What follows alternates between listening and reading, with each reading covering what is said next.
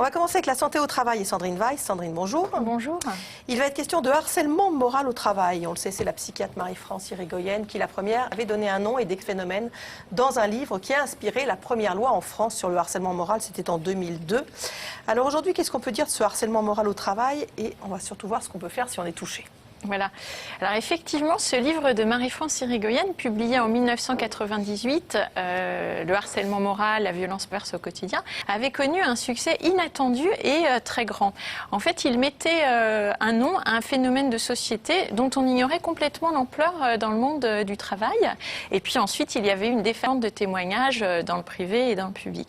Alors ce que je veux dire quand même, c'est que si le phénomène a un nom depuis une dizaine d'années et s'il est sanctionné par une loi depuis ce passé récent, il existe depuis très longtemps. Si on interroge par exemple des cuisiniers ou des boulangers sur leurs conditions de travail il y a 30 ans quand ils étaient apprentis, ils racontent que les brimades et même parfois les coups pouvaient être menées courantes. Alors, il y a une définition précise, parce qu'on ne dit pas comme ça, je me fais harceler, il y a une vraie définition. Oui, on va la voir s'afficher. Pour le Code du travail, ce sont des agissements répétés qui pourraient faire une dégradation des conditions de travail, qui portent atteinte aux droits du salarié et qui altèrent sa santé physique ou mentale. Et on ne le dit pas de manière juridique. Voilà, vous insinuez que le Code du travail n'est pas clair.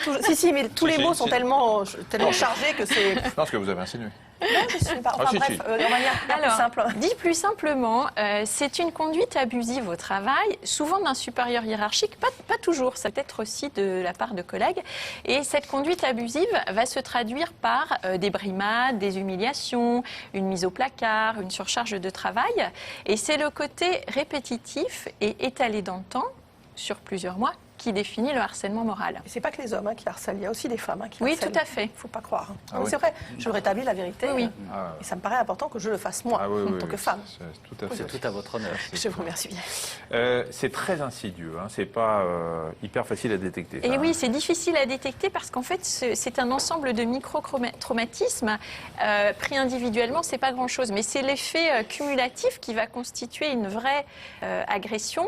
Et puis, c'est insidieux aussi parce que le harceleur va souffler le chaud et le froid, c'est-à-dire qu'il va faire des compliments qui sont tout aussi inattendus, et puis des critiques qui ne sont pas des critiques factuelles, donc c'est dur d'y répondre. Par exemple, il va dire « vous manquez de professionnalisme », c'est dur de répondre à ça, et puis très vite, la victime va perdre confiance en elle, va douter, va avoir une angoisse terrible à l'idée d'aller travailler.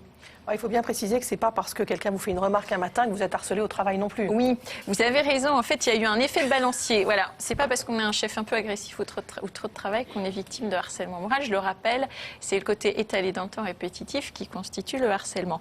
C'est vrai qu'il y a eu un effet de balancier parce qu'on est passé d'un silence total avant les années 2000 à aujourd'hui une tendance un peu abusive à qualifier de harcèlement moral des situations qui n'en sont pas. C'est ce que disent les avocats en droit du travail, donc attention. Mais il n'y en a qu'une qui a des chiffres en France. C'est Sandrine, sur le travail. Donc ça va être vous, tout de suite là. Madame, alors oui et non, parce que... Ah bon, d'accord. C'est lourd, la note à porter. Oui, quelle pression. Alors, il y a un chiffre, effectivement. Une personne au travail sur 5, 20%, se dit victime de comportements hostiles de son hiérarchique ou de collègue. C'est ce qui ressort de la dernière enquête Sumer. C'est une enquête qui est réalisée par les médecins du travail au moment de la visite médicale. Et c'est un chiffre qui est en légère augmentation depuis l'édition précédente. Donc ça, c'est le début du harcèlement. Est-ce qu'il y a un profil type de victime? Alors, pas de profil type, donc tout le monde peut être concerné, Michel, moi, Eric.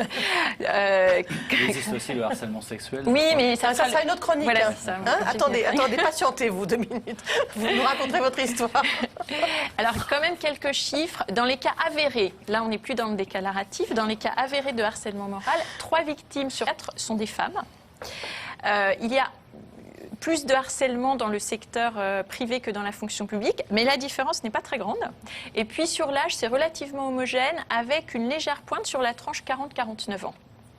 Alors, je suis dans la fonction publique, je me crois harcelé moralement par Marina, je fais quoi? Oh, mais pas moi! Première chose... Parce que on n'est pas loin de la vérité. Ah, d'accord. C'est vrai, on va parler de harcèlement sexuel, finalement, vous avez raison.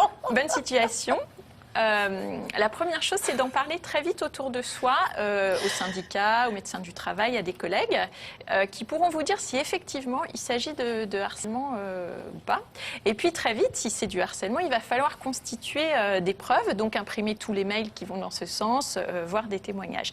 Et une chose très importante, c'est qu'en parallèle, il faut rester inattaquable sur le plan professionnel, même si on se sent très mal. Donc ça veut dire concrètement... Il ne faut pas trop manquer, il faut pas trop... Pas d'absence injustifiée, pas de retard injustifié et pas de réaction agressive en public, même si soi-même on a été agressé, parce que tout ça, ça pourrait se retourner contre vous. Et comment l'entreprise doit réagir? Voilà. Alors, ensuite, dès que votre employeur est mis au courant de cette situation, il est censé sanctionner le harceleur, l'éloigner de vous, voire le licencier pour faute grave. Ça, c'est une possibilité. Alors, vous allez me dire, si le harceleur, c'est justement mon patron, parce que je sens les questions SMS arriver, eh bien, dans ce cas-là, vous pouvez saisir les prud'hommes et vous pouvez aussi déposer une plainte au pénal en allant, par exemple, au commissariat. Et au pénal, le harceleur est passible d'une peine qui peut aller jusqu'à 2 ans d'emprisonnement et 30 000 € d'amende. Alors, il faut agir vite parce que les gens qui ont eu un véritable harcèlement en ressortent vraiment mal. Effectivement, il faut réagir vite pour se reconstruire vite. Alors, j'en profite pour signaler qu'il y a des hôpitaux publics qui proposent des consultations de pathologie professionnelle. Alors, je vais en citer juste 2, un à Paris et puis en région. À Paris, l'hôpital Cochin propose ce genre de consultation et à Rennes, l'Hôtel Dieu propose ce genre de consultation. Un dernier conseil si on se pense victime de harcèlement? Alors, s'il y a une seule chose à retenir, en fait, c'est qu'il faut prendre ses jambes à son cou, c'est-à-dire qu'il faut fuir très vite le harceleur si aucune situation n'est trouvée, bien sûr. Alors ça, tous les spécialistes du sujet s'accordent à dire que le harceleur est beaucoup plus fort qu'on ne le pense. On ne sort jamais gagnant d'un affrontement avec le harceleur et c'est en fait plutôt une preuve de courage et de lucidité que d'abandonner la partie. Exactement. Merci Merci Sandrine. beaucoup. Et on va